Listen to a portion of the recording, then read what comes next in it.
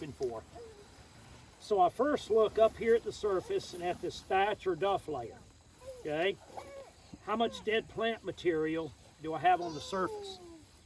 Now I want some, because that's food for my organisms, it's food for my saprophytic fungi and all of that. And then they can convert this dead plant material to new organic matter and carbon.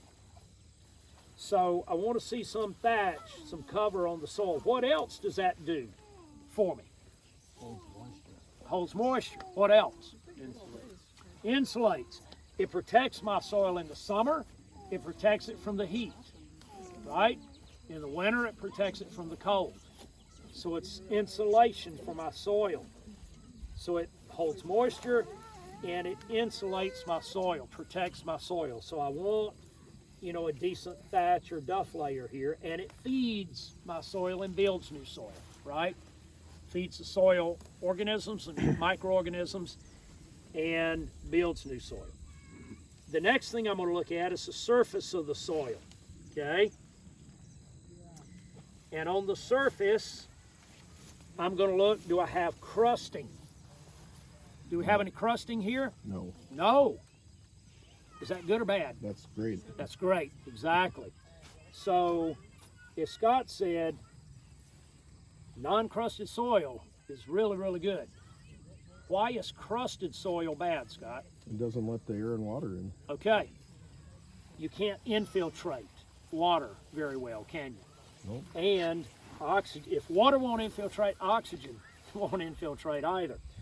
So I don't want to see a crusted layer. In way too many soils today, we see in both pastures and row crop fields, we see not just a little shallow crusted layer, but a pretty thick crusted layer, okay? So we see no evidence of crusting here, and that's very, very good. So thatch, crust, decent thatch, no crust. Then I immediately below the top, the surface of the soil, I start looking for aggregation. So do we have aggregate down through the profile, through the depth that I pulled up? Yes. So our aggregates aren't just here, right? They are extending fairly deep. So we want aggregates as deep as we can build them. Why? That increases your water holding capacity and your root depth, and your root depth will increase your drought resilience and your nutrient cycling and everything. Yep. And what are some other things that those aggregates do for us? Biology lives on them. Biology lives on them. What else? Air. Air. A lot more air. What else? Water. Resilience. What else? Good old rule of compounding, positive compounding effects with building aggregates. So they stay in place, so they don't run away, you know, they'll have a higher... Okay. Have any of you seen the slate test? Yep. You got a clod of aggregated soil, a clod of non-aggregated soil. Which one breaks up? Non-aggregated. The non-aggregated. It just falls apart. And if you've got, that means in a storm, a rainstorm, what happens? Everything that fell apart now gets washed off. You've lost that topsoil, right? So this keeps your topsoil intact. What else? There's still some y'all hadn't mentioned that are really, really important. Earthworms? Bacteria diversity. There where you have more microbial diversity and a better balance in our microbial diversity, and we'll talk about how we know that in just a moment. What else? Mycorrhizal. The what? Mycorrhizal. Well, if we're going to have aggregates, we've got mycorrhizal fungi, because they're producing the biotic glues to create that aggregation. So it's direct evidence of a mycorrhizal population in here. The only ones that'll produce that? No, bacteria will produce it to an extent, but to have this kind of aggregation, that takes mycorrhizal fungi. How easy is it to see them with the naked eye? You're not. You can't see the No. mycorrhizae at all? No. No. Microscope. You can see saprophytic with the naked eye if you got a pretty dense population of them, but mycorrhizal, no, microscope. What else does aggregation do for us? Break up compaction. Infiltration. What else? Break up compaction. Yes. Do you see any compaction here? Thank you. I was hoping somebody was going to say that. Okay. Do you see any compaction there? Do you see plated layers there? Okay. So, when was this last tilled? There you are. 20, they just did. Okay, in 20 it was tilled. Yeah. Okay. Spring of 20. Okay. So, and prior to being in CRP, what would have happened here? It was That was a dairy farm, and well, you can see the moldboard plow There you go. bed furrows in there. Okay. So, this would have had distinct plated layers. Okay. I don't know, maybe you didn't dig deep enough. There will be some deeper Yeah. because you won't have resolved it all yet. No. Okay, so you're right. But This is pretty good from 2020. yes, thank you. Really good. It is, isn't it? I mean, this is really good because, you know, to not be able to see distinct plates in there anymore, and for that plating to be gone in the profile that I just pulled up is pretty profound. That's big time, profound. And so those aggregates have broken up that compaction, okay, that plating that definitely was here. Now, what else? Very practically, what, for my livestock and my equipment, what will aggregated soil do for me? Hold you up. Hold me up, exactly, okay? So the more aggregated your soil, the less pugging you're gonna have, okay? So even when it's wet, your livestock won't pug this up if it's aggregated, okay? Why? The roots hold you. Okay, if I had a nice thick sponge, a sponge about that thick out here, okay, and I grabbed that sponge and I squeezed it down, and then I let go of it, what is it going to do? It's going to spring right back to its original shape and volume, right? Okay, so I'm going to squeeze it down, let go of it, it goes just like that. That's what aggregated soil does. If it's not aggregated, and I take that soil and I squeeze it down, what does it do? It stays that way, okay? What does non-aggregated clay do? If it's wet, what can I do with non-aggregated clay? Make concrete. Yeah, I was thinking that. To make bricks, right? So, but if I squeeze it down, I can ribbon it out, right? Like Play-Doh, okay? I can ribbon it. That's what non-aggregated soil does. So it won't hold up our livestock, it'll pug.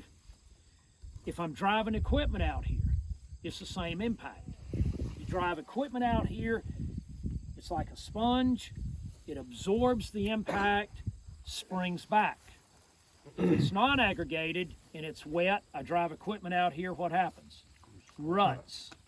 Ruts. I just created ruts, right? This is important for row croppers because it greatly increases their planting window and their harvest window. Significantly increases that when you can aggregate this soil, okay? So, I love what I'm seeing here. No plating, no compaction. We've got clear aggregation at depth, a lot of root mass, no crusting, good thatch layer. We saw a lot of life, right? There have been earthworms are definitely in here, okay? The next thing I'm gonna do, soil aroma. Soil aroma. Pretty good, pretty good. Got a context question. Was this ever bale grazed or not, Anybody want to? Jordan? Nope. Have you ever? Stuff we bale graze is that section of CRP that we never seeded Okay. right below us here. But this has never been bale grazed. Okay. So aroma also doesn't lie. Okay, so what I'm seeing tells me that what they've been doing is pretty good. All right. The aroma also tells me good or bad. So if I smell the soil, and it has an either slightly metallic, like smelling a jar full of copper pennies, or a slight acidic aroma. It is highly bacteria-centric. Okay, it's bacterially dominated, and it does not have near enough mycorrhizal fungi and protozoa in it. Okay? But if I smell that soil and it has a deep, rich, earthy aroma, and this does, it has a nice earthy aroma to it, that tells me immediately that it's got a lot more mycorrhizal fungi and protozoa in it. Okay? And what about if it smells sour or musty? What is that telling me? Lacking of oxygen. That it's been anaerobic. It's been anaerobic. Okay? So your soil has gone anaerobic if it smells sour or musty. So the aroma is really important. So the shovel test, looking at all of these things that we just talked about, and the aroma tell the tale. Can you even find anaerobic soil though if you have plant coverage like this? Oh yes. Really? Oh yes. If the aggregates aren't there and it's been very wet, absolutely. Okay. Absolutely. Yeah, yeah. So Wouldn't that be in a CRP ground? Be like that? yes. No soil? Exactly. Exactly. So, you know, I really, really like what I'm seeing here, you know, in this. Okay, now, pulling this up, Now we have problems. okay. We just found it, didn't we? Yep. Tell me what you see and what do I see? Why did I just react like I did? Plating is coming apart. There you go, plating right here, right? Plating. That's your plow pan. Boom, there you go. Yeah. That's the old plow layers. Give me another year. Yep. Okay, so the plating was evident, boom. But one other thing. Color, thank you. Yes, the color radically changes from here to here, right? It gets a lot lighter here. Okay, so good job to here. Right? That's right. But this takes time, doesn't it? Mm-hmm. Takes time. 2 years. You've Yeah. done this in 2 years. Not even technically. Not even technically 2 years. I started October 20th, the rye seed went down. Pretty darn good job, guys. Okay, that's radically fast progress. And do you Okay. think that's a result of stocking rate and rest? So it's multiple things. That's an excellent question. Because that's a really fast turnaround. Yes, it is. So nothing, again, rule of compounding, right? And we talked about it a lot yesterday as well, but nothing is ever the result of a singular cause. And again, in farming and ranching and ag research, we tend to think singular causes, singular effects, right? We think everything is linear. We think everything direct cause and effect. No, the world doesn't work that way, guys. We deal with biology, nature, everything else. Nothing works that way that we deal with on our farms, okay? So this also is not singular, okay? So this is a result of the rule of positive compounding, okay? So the rule of compounding, just for those of y'all that haven't heard this before, the rule of compounding. Number one, there never are any singular effects. Everything produces compounding, cascading effects, okay? And those compounding, cascading effects are never neutral. They're either positive or negative. You don't have any in between, okay? To go back to, I can't read your name. Robert? Okay, Robert, to go back to the exercise, right? Is there ever anything neutral about our exercise routine? We're either progressing or we're digressing, right? Okay, same here. So this is a result of positive compounding cascading effects. So it's the multiplicity of things that you did. So you came in and you put in Living roots. a diversified mix, right? But are the only plants out here what he planted? Because you planted how many species? 5, 6? Yeah. Okay. I said I counted how many? 17. And we estimated there's at least how many? 30 plus. Okay. So it wasn't just a result of what you planted. It was also a result of what? Management. The latent seed bank, the volunteer seed bank that grew everything else as well. So, did you plant those? Nope. Okay. Don't worry, they'll take care of themselves. Yeah. So, nature also contributed here, right? But you had to create the condition through your management for the latency bank to respond. And it did. Okay, so you planted, but you also stimulated the latent seed bank. So it was a combination of you coming in here, minimal disturbance, right? So the 6 principles, let's go through the 6 principles here real quick in relation to this and why we're seeing this now. So number 1, he had context, right? Number 2, you have minimal disturbance. Number 3, you kept armor on the soil. Number 4, living roots in the ground. Number 5, diversity. And then what did you do? Brought it in cows. Grazing cows under adaptive practices. You didn't just throw cows out here and let them have the whole thing for a month or longer at a time, right? Okay. So you used adaptive grazing principles. So it's the combination of all of them, okay, working together to create this kind of result over what is really a relatively short period of time that did this. So what he did was he, it's like one of my partners, Shane New, has this saying, be intentional, not intentional-ish, right? Be intentional, not intentional-ish. So y'all were intentional in what you did. You purposefully made sure that you applied all 6 of the soil health principles here. And then you incorporated the rule of disruption, right? Because you didn't graze it the exact same way every time, right? Nope. So you incorporated the rule of disruption.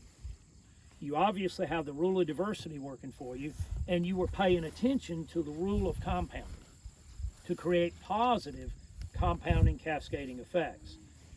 So by adding all of those things together, see what happened here in most of our ag research, and when I would set up trials, what's the term for the type of research we tend to do in agriculture? Reductionist. Okay, reductionist model, right? And everything has to be tightly controlled. Reduce as many variables as possible, right? Is that real life, Kelly? Not very. No. So that's what we're trying to do in our research. Reduce all the variables and study just 1 or 2, right? But we never can really do that, okay? And oh, by the way, nothing ever happens out here in real life, on real farms, because of one single variable. It just doesn't work that way. So that's why universities have an incredibly hard time doing this themselves, improving this, because they're trying to use reductionist models to either prove or disprove this. And here's the deal. As a university, if I have to make a trial to prove or disprove this fit a reductionist model, what is going to happen what am I going to show as the results of my research? Inconclusive. No, it's going to be conclusive, but according to the direct context of that research in my reductionist model, and that reductionist model is going to say, you can't do this. This doesn't happen. This doesn't work. Well, wait a minute. I'm looking at it. Works. Okay? That's my point. So that's why I say, guys, be super, super careful about how you interpret research. Okay? Be super careful. And in drawing conclusions from their results and conclusions. Okay? This work, how long do we teach at our universities it takes to do this? Hundreds of years. Hundreds of years. How old are you? Okay. And how long have you been working at this? Less than 2 years. Less than 2 years, yeah. All right, there we go. Now, I used to teach the same thing because I was taught that, and the textbooks say that, right? But why? Why do the professors and the textbooks, and why did I say that it takes hundreds of years to achieve this? We're doing CRP. Because all of our research was reductionist. And we actually proved that under a reductionist model, you can't, that's the only thing our research proved. It proved conclusively that under a reductionist model research, we can't do this. We can't achieve that. That's what our research proved. But it didn't prove that this can't be done. But the only way it can be done is through what? The application of compounding, cascading effects through intentionally applying the 6 principles and the 3 rules. Wow. Taylor, how rapid has y'all's progress been? Exactly. Exactly. But what have y'all done? Intentionally applied the principles and the rules over and over again. And by the way, we've got some really, really nice videos from their farm, you know, on things like this. So this ought to get you excited. If this does not get you excited, you need to go home and quit farming. Okay? I mean, and by the way, I said I used to teach the opposite when I was a professor. That's part of the reason why I do what I do today, like these workshops and all of this. Because see, I'm really doing penance for all of those years I taught college students the wrong thing. Okay? But so this excites me, and I see it all the time. But even after seeing this for decades, I still get no less excited by seeing this kind of thing. Questions? Comments? Yes? This is more of a comment when I think about the difficulty that we have producing new antibiotics for humans. It's because they can't do that reductionist model in the lab to create the new antibiotics. And so the same thing is happening here. Yes. Yes. And what we were talking about earlier on the CRP ground and what happens, Mervyn, with, you know, the rapid decline, right? Okay. If we take the biology out of the system, it rapidly declines and disintegrates. But if we build, this is the power of biology, guys. This is how powerful it is. That if we make sure we're diligent about incorporating the principles and the rules, then biology works far more rapidly than we ever thought. It's not linear, it's exponential. This is an exponential effect, not a linear effect that we're seeing here, okay? So we have the potential to change our land exponentially. That's what I want to be doing, exponential progress. Jordan and Rachelle, do you have a rough estimate of how much money you put into this with the fencing and the seeding? And The seeding, I want to say that the seeding then was about $80 an acre. Now I don't think you could touch it for 100. Or, Yeah. Things have just gone crazy. The fencing, what would have that been? She's behind you. Rachelle? Yeah, she runs the numbers. Fencing, I mean, just the mule systems alone, they were Per foot, yeah. $15,000, but we didn't use all the corners, of course. But you know, and then we got all of the fiberglass rods. They're from TJ's. They're about $5 a rod. And then your high It was tensile probably wire. like Like $1.70 a foot or and something as far like as that. fencing, how many feet of fence do we have out here? How many miles? The do we think? perimeter is 13,000 feet of perimeter that we had to put up. Some And I of think it it's was there, 8,000 of interior, isn't it? 10,000. 10,000 10,000 of the interior, and then it's 10,000 feet of water line. So I don't know. I could probably do some mental math. Yeah. But then, so most of the fencing, most of the water, all of that is prorated out across, 30 years or so, because it's got that kind of life. So you. When we started out, Yep. like working through the equip program, we wanted to get the cattle out here right away as soon as we could. The farm has to pay for itself, and how are you going to do that if you don't get the cattle out here? And we didn't have any interior fences or water line starting out. Like, we just quick threw up a perimeter fence right away and just started going. And yeah, it worked out, but it was a challenge. Obviously, it's a lot better if you can get the fences all up before you start, but it's nice too, like what Alan was saying earlier, running with poly wire first for a while just to see how things work out for you. Well, even on our farm north of town, we're still learning. We're still like, oh Yeah. like, we don't even Well, want to put the any more- landscape, that's a whole different context on that farm compared to this one, though, just Yeah. because of the different landscapes and barriers. And then our and stocking stuff. density, we're really stocking a lot heavier than we are here. So it's like your stocking density is changing all the time, and now we're adding goats into everything too. We're coming behind our cattle with our goats, and so. That's a whole nother conversation there. So let's run through one quick exercise before lunch here on the rule of compounding. So we have obviously created very positive compounding and cascading effects here, right? Okay, we're seeing that, witnessing that. How long do those aggregates last? They're biotic glues. 28 days. Okay, at best about 28 days.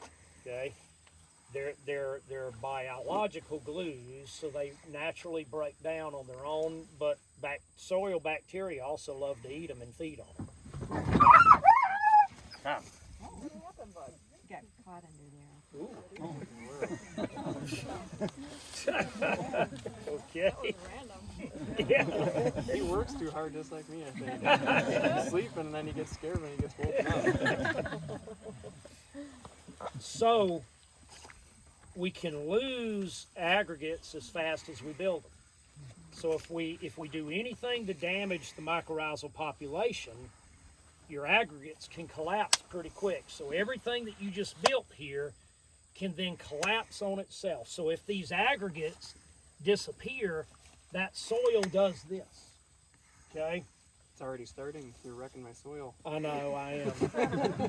I need to cover it back up, right? Yeah. So they'll collapse pretty quick. And when they collapse, now what happens? Erosion, compaction.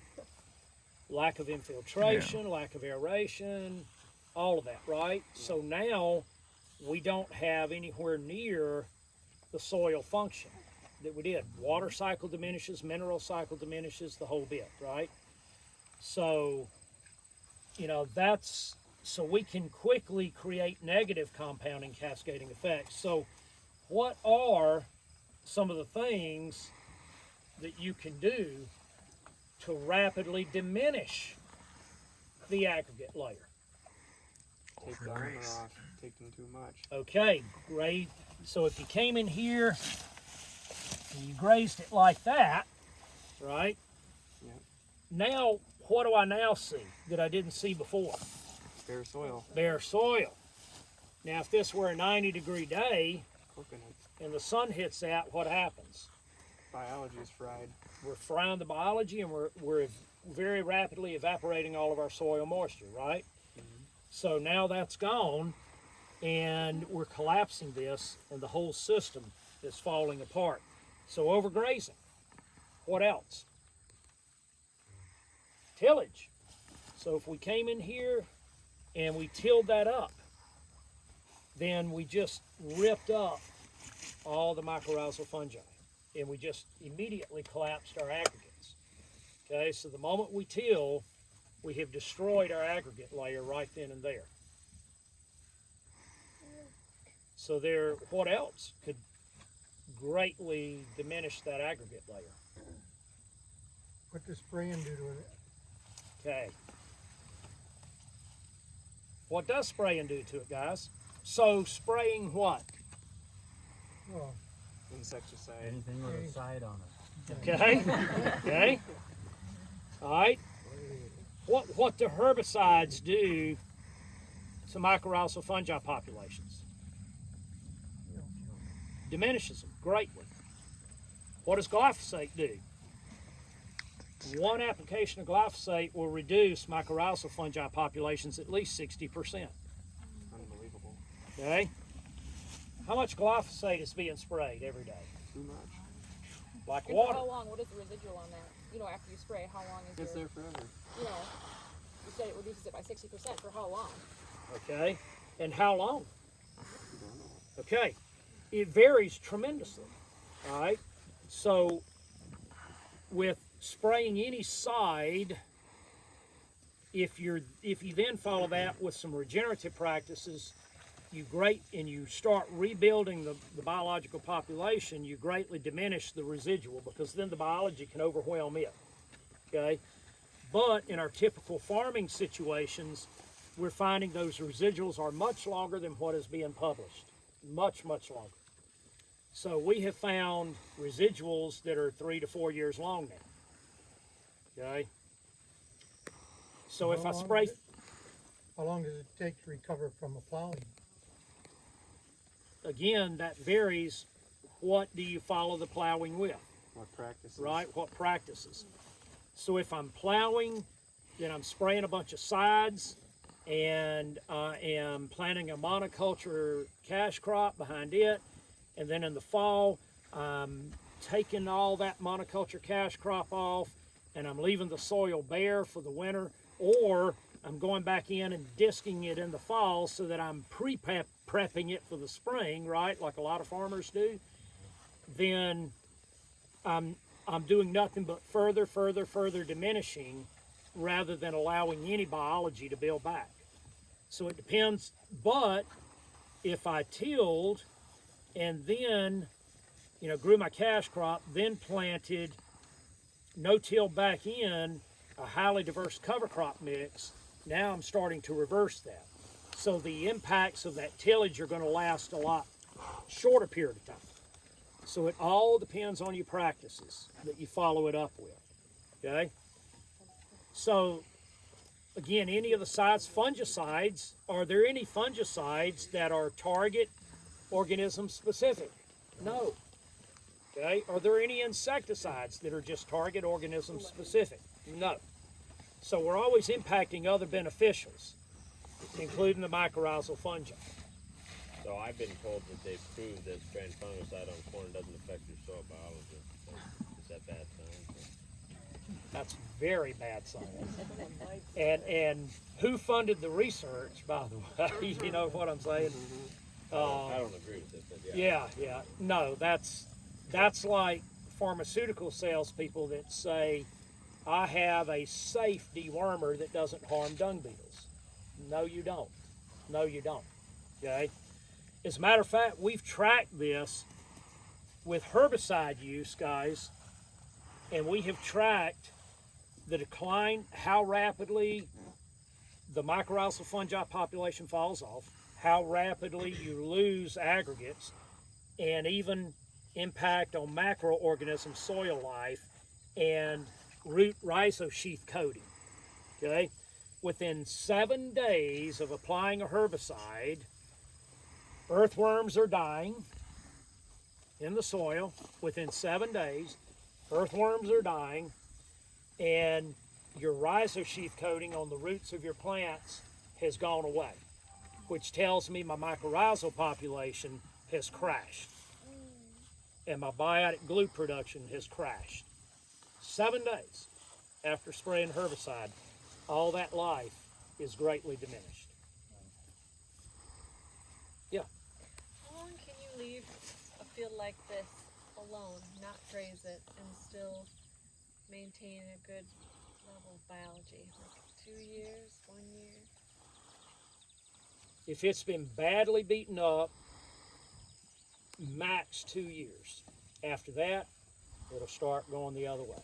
When you say beat up, what do you mean by that? Well, if it's been tilled, or heavily overgrazed over time, that kind of thing. But if it's actually been treated fairly well, in this environment, and again, context matters, in your environment right here, okay, you're in a very temperate zone. You get plenty of moisture during a year, okay? In But this, this field here, like if you left this until by the end of next summer, it would be starting a decline. that's correct. That's correct. If we just left this. Yeah, if we just left it. So when you remove now, but on ranches that we work with in more fragile regions, more arid regions out west, okay, we need 12 to 18 months, and in some areas 2 years of rest between grazings. Okay. So like them environments probably would be better to go longer versus ours. We'd be shorter on that end. That's we correct. can build the soil health faster here because we have the moisture and they don't. Yep. What do you That's think kind of the flip-flops. Yep. What do you think of the rule? I think Jim Garish says the rule. Basically, one grazing in the growing season per 10 inches of water. Again, and I understand Jim's thinking there. Yeah, I know Jim very, very well, but That might be a bit too often. no, because that's so one size fits all. Sure, yeah. And it just doesn't work that way. I can say on some ranches, yes.